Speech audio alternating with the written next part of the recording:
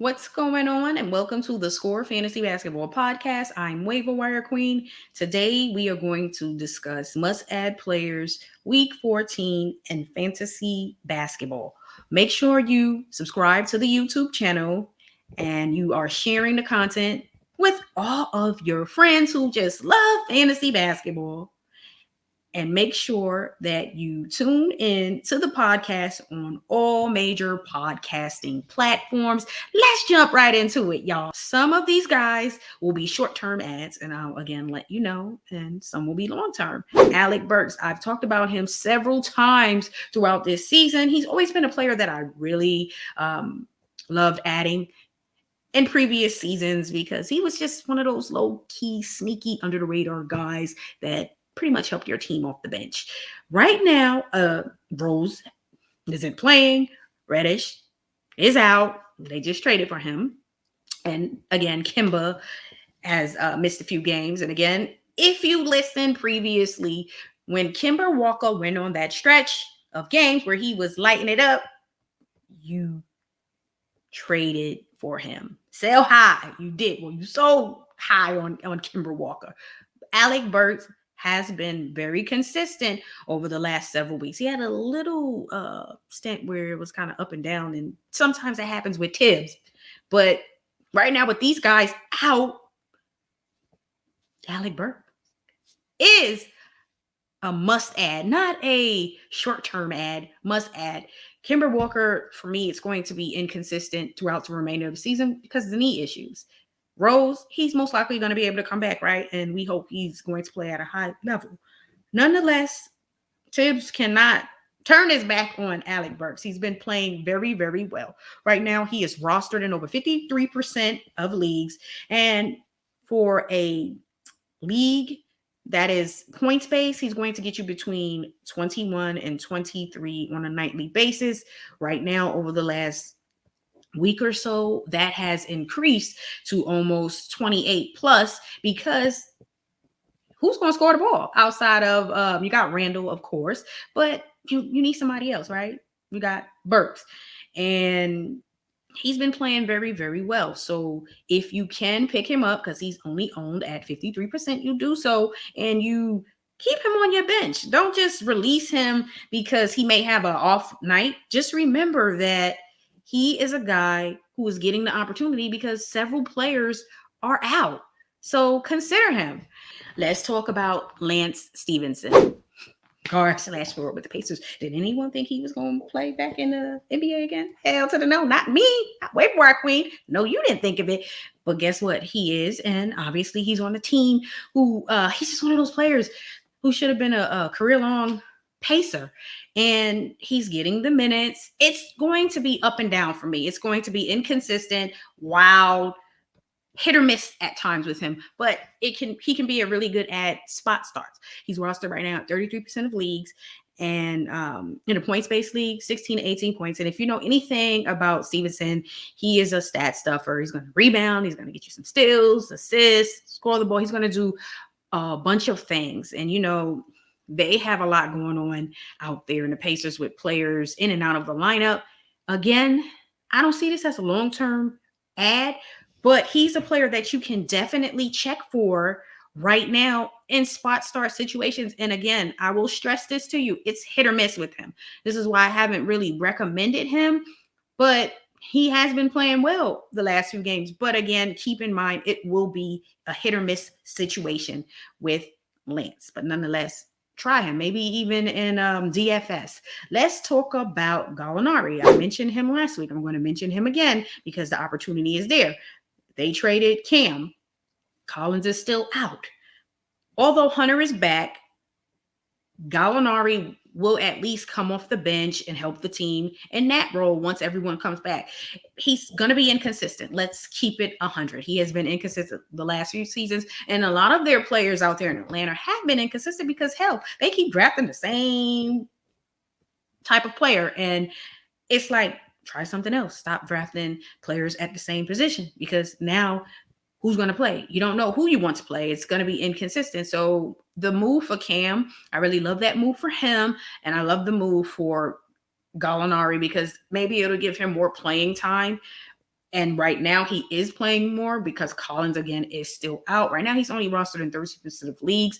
With Gallinari, he's going to score the ball and get you some rebounds, shooting 40% from threes, which is really good. So in a categories based league, if he is starting, in which he continues to play very well, and in a spot start situation, he can be a player who can help you with threes. If you're struggling and you are looking out there and there's no one else who can help you on that night, he can, because 40% from threes is really, really good. Season averages, even though he has been consistent, 9.7 points per game, 4.2 rebounds, 1.4 assists. So even though he's inconsistent, he still has put up solid numbers in a bench role.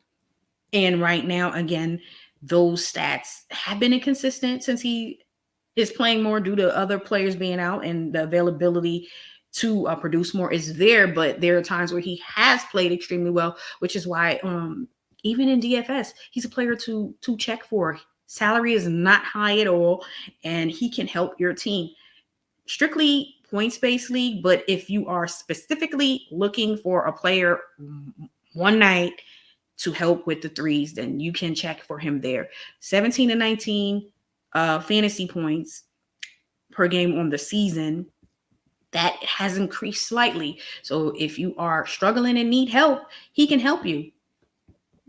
Just take a chance on him and know that once Collins returns, you'll see his role kind of decrease and his minutes will go down.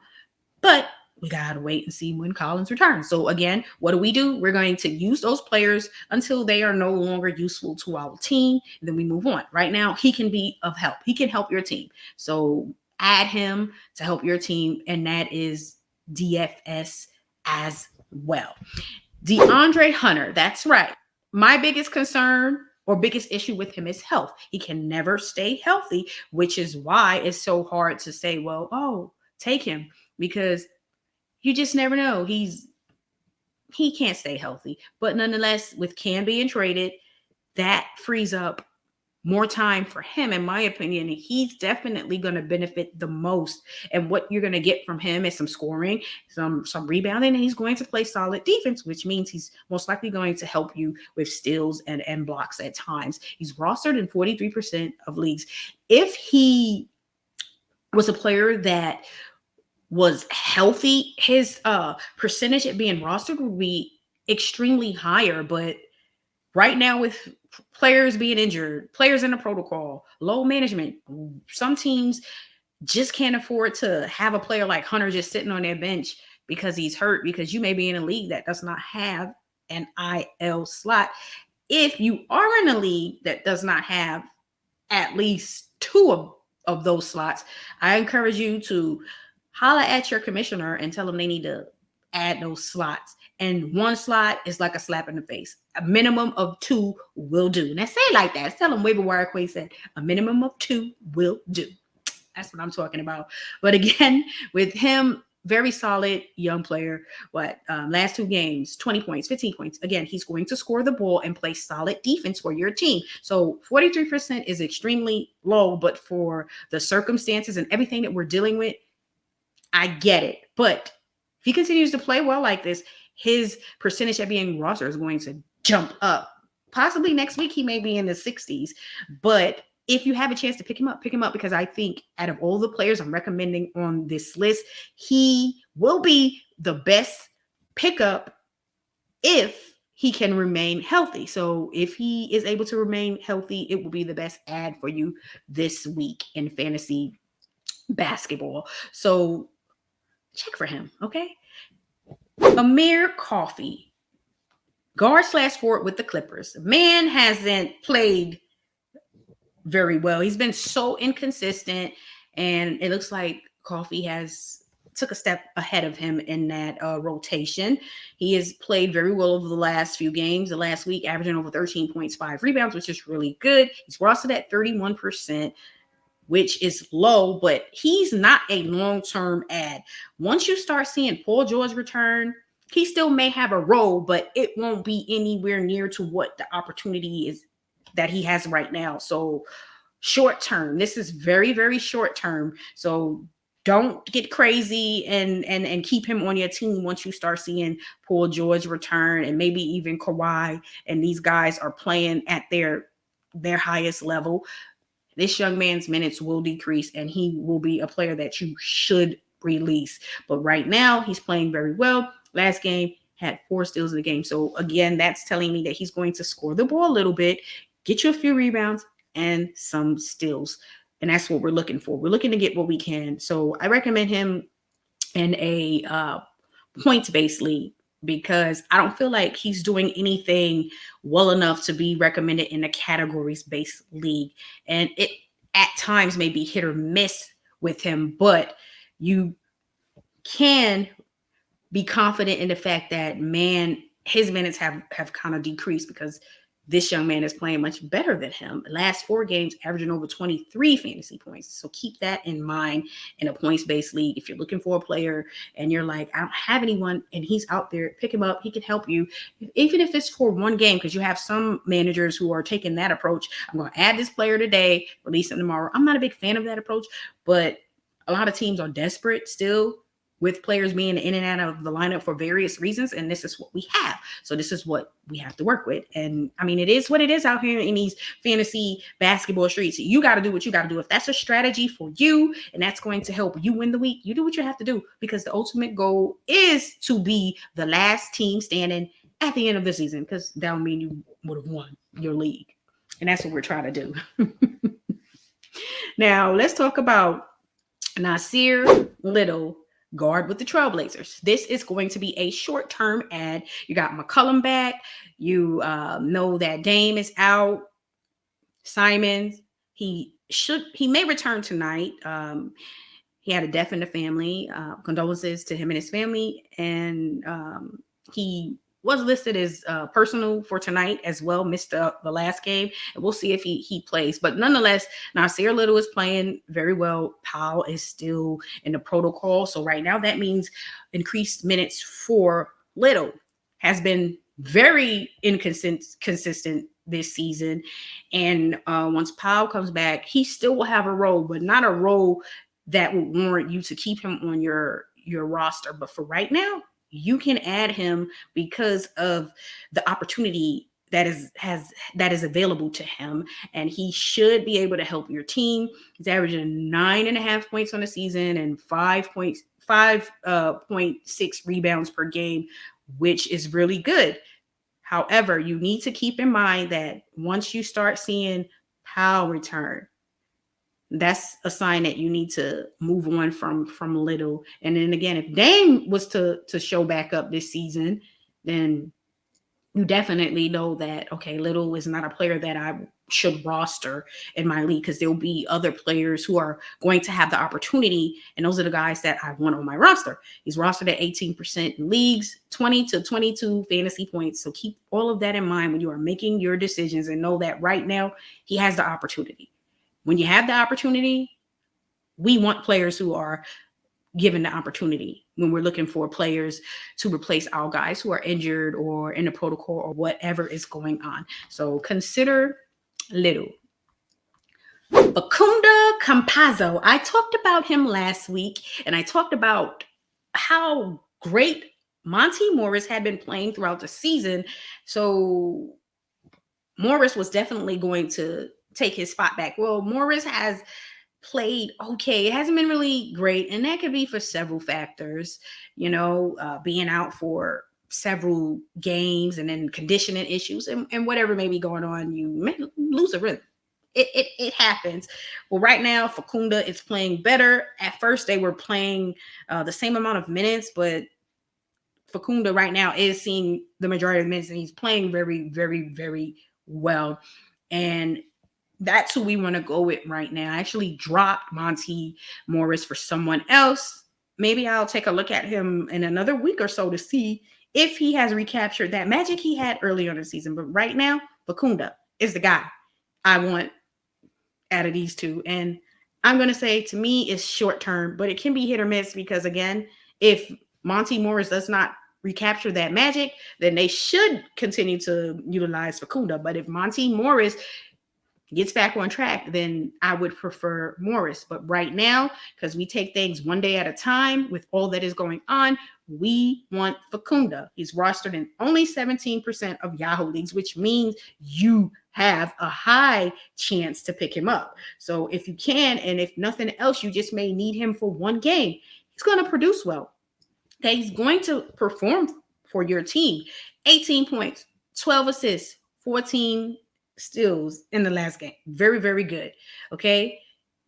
Double is what you see when you think of that. Oh, wow. 18 points, 12 assists. That is excellent. That is what we want from a player. We're just looking to fill a role just maybe on one night. And guess what?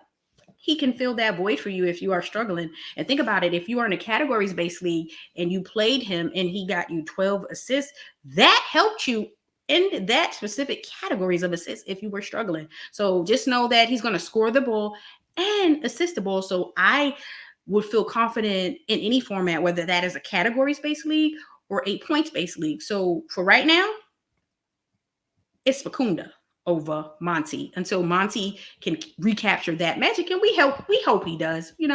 Let's talk about Setty Osman, forward with the Cavs. Has been playing very well as of late.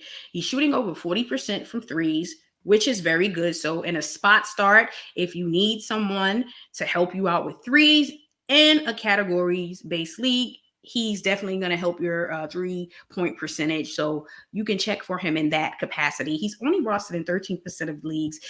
He has been playing very well, and so he's going to continue to play. Rondo is dealing with a hamstring issue, so that may mean more minutes for Osman. Rubio is not playing. So the goal for the Cavs is to continue to play well enough to make the playoffs. They have surprised everyone this year, and they're going to play the players who have the hot hand and who have been playing well. And he has been, so he deserves to continue to see the minutes. And as long as he's going to see the minutes, DFS categories when it comes to the 3-point percentage, and again, between 19 and 21 fantasy points throughout the season. And he's good in definitely a points-based league, and specifically for the categories-based league for the 3-point percentage. And again, you can just look at him as a player who may help you one night, because that may be all it takes for you to win a week. You don't want to neglect any night. Okay, because it's going to be from Monday to Sunday. We don't neglect any night, because that may be the difference between you losing the week or winning. And the goal is for us to win. We don't want our opponent to win.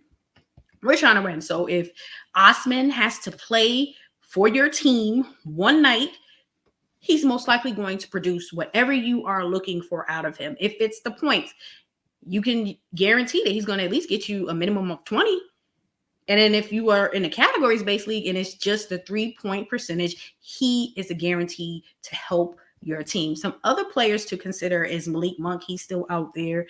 Rajon Rondo, I believe, once that hamstring is healthy enough, he will come back and play very well. He started out playing very well for them and is filling that Ricky Rubio role. So once that hamstring is healthy again, I think he'll take on that role.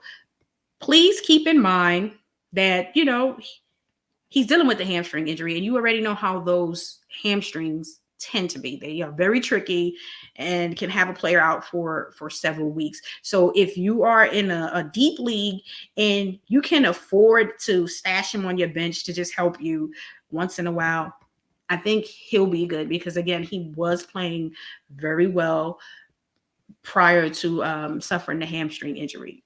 But if I had to choose between Rondo and Monk, I would go with Monk, because Monk is playing exceptionally well right now, and I want the player that's currently playing. So check for any of these guys on this list, and we will revisit some of these players Tuesday and talk about more players that you should consider adding on Tuesday.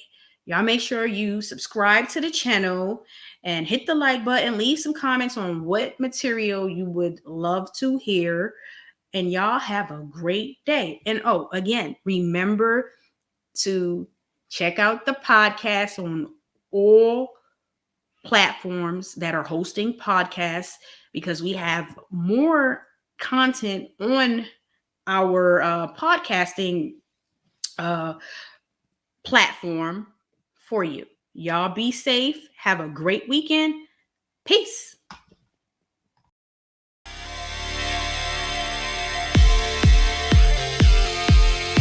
Thanks for listening to The Score Fantasy Basketball Podcast. Be sure to subscribe to The Score for more fun and great advice on how to win at fantasy basketball. And if you've got comments or questions about The Score, send them to waiverwirequeen@gmail.com. The Score.